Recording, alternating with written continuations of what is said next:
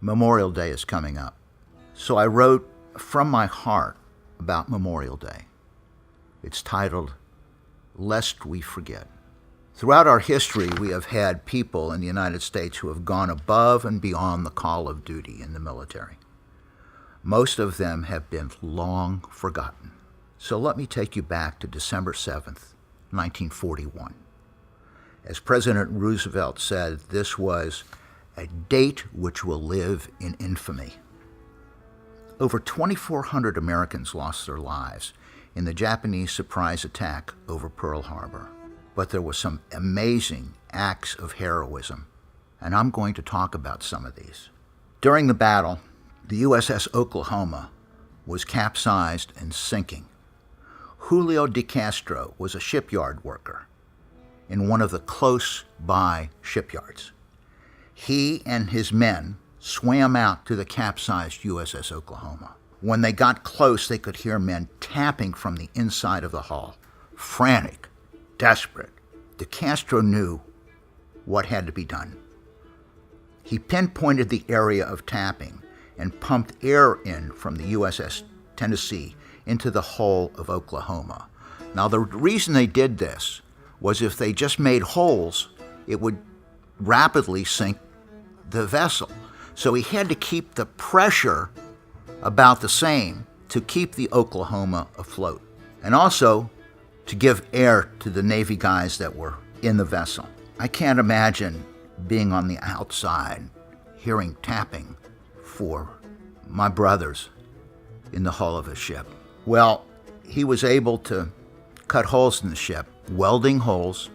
Over a 24-hour period, he and his crew saved 32 men from drowning. 32 men. An additional 429 were lost. But he did save 32. These are 32 men that went on to have wives and children and grandchildren, and perhaps by now, great-grandchildren. He knew that his risk was high. If that ship, the USS Oklahoma, further capsized, the wake of the ship going down would have drowned him and all of his workmen. He was a civilian. He didn't get any medals. But he and other civilians should have our undying gratitude. Father Aloysius Schmidt was hearing confessions after the Oklahoma was hit by bombs and torpedoes. There were fires, chaos, and explosions all around. He helped 12 crewmen through an opening in the ship's hull. That opening was presumably caused by either a bomb or a torpedo. He didn't escape.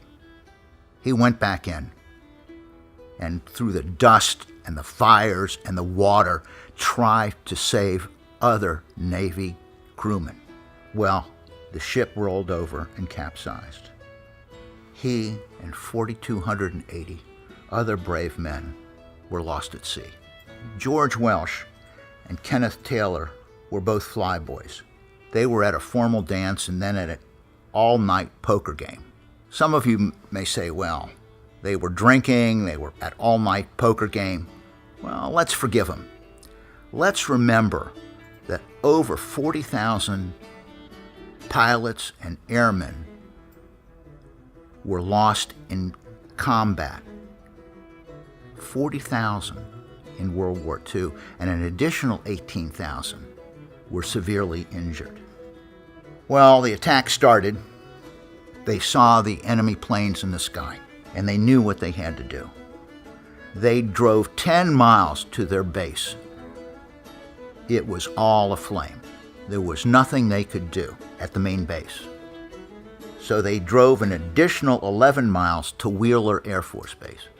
The story goes, and both of them verified it, that they were in Taylor's new Buick, and they hammered it. They were going at least 100 miles an hour. Now remember, this isn't a car from today. I'll flat out guarantee it, because I've driven old cars, that it was rolling and shaking. So there they were at Wheeler Air Force Base. 2 P-40s, that's the airplane, 2 P-40s against, wait for it, 250 airplanes, 250 enemy airplanes. Well, they shot up all their ammunition. And another thing, their cannons were not installed because they just took off. All their fighting was done with machine guns. When they ran out of ammunition, they returned to reload at Wheeler. Senior officers ordered them to stay on the ground. They had a direct order not to fly again. These guys were American heroes, and they turned a deaf ear to that. Taylor was hit in the arm and the leg. Flak had hit him in the arm and then traveled down to his leg. He was bleeding. Welsh's plane was heavily damaged. All in all, they shot down 6 and damaged many more enemy planes. Now, how many American planes flew that day? 5. You had 5 American planes, American heroes, against 250 Japanese planes. It is a miracle that these 2 flyboys lived to talk about it. What happened to them? One became a further American hero. He flew 350 sorties. That's the flights. I'll guarantee that some of them were like 6 a day during the war. What happened to the other fella? Well, he became a test pilot. Sadly enough, he died as a test pilot. There are many who credit him, not Chuck Yeager, who was an American hero, to be the first to break the sound barrier. I'm not going to argue either way. They both were American heroes and deserve our thanks. He died during a flight testing a plane. Doris, D-O-R-I-S, was a third-class mess man. That's in the mess, cleaning up, serving food. His nickname was Dory. He was a terrific boxer. He won the heavyweight championship in the armed services. But from what I've read about him, he was a gentle soul. When all hell broke loose, he was on the West Virginia, the USS West Virginia. The first thing he tried to do was save the captain of the ship. But the captain knew he was mortally wounded and pushed him away and said, "Dory, do what you can." Well, Dory grabbed him, lifted him up, and tried to take him to safety. But the captain died of his wounds. Again, let's remember, there were fires, there were explosions, there was smoke and chaos and panic and fear. Well, through all of the explosions and everything else, he found some other heroes at a .50 caliber machine gun, and he helped load the machine gun. But he noticed that there was an unattended machine gun close by. Unattended because the brave young soldiers, brave young Navy guys who were on that machine gun had died. Well, the bombs and the bullets and the smoke and the fire continued. But also Miller continued to fire. In between firing the gun, the machine gun, the .50 caliber machine gun, if he saw sailors who were severely injured, he would pick them up or drag them to safety and then go back to firing on the Japanese planes. As the West Virginia was heaving its last breath, he was able to jump overboard to safety.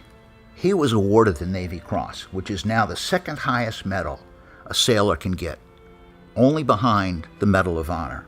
At that time, this was the highest medal that had been awarded to an African American in service of the United States of America.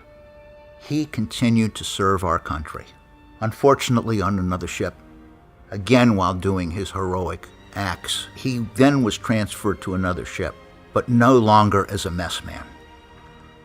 The Navy said, "He's much more valuable than a mess man." Unfortunately, Dory was killed during another torpedo attack. So there you have it. Men of different walks of life, men of different colors. Black, white, yellow, red. We have, folks, a rainbow of heroes. For myself, all I can do is remember the men whose names are transcribed on the wall, the Vietnam Memorial Wall. Some were my friends. Some were my comrades in arms. This Memorial Day, and many times over the years, I remember them.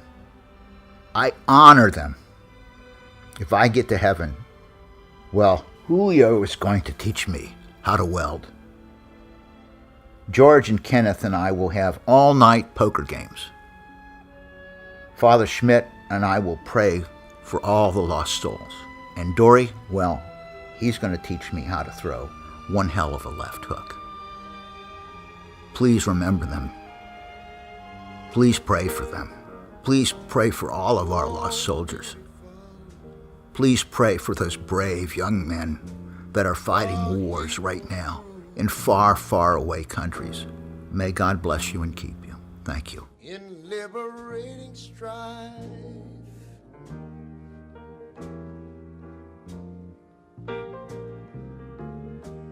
who more than self their country loved,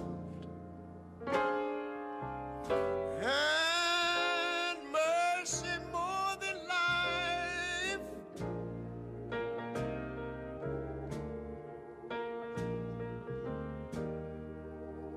America, America, may God thy gold refine, till all success be nobleness and every gain divine. When I was in school, we used to sing it something like this.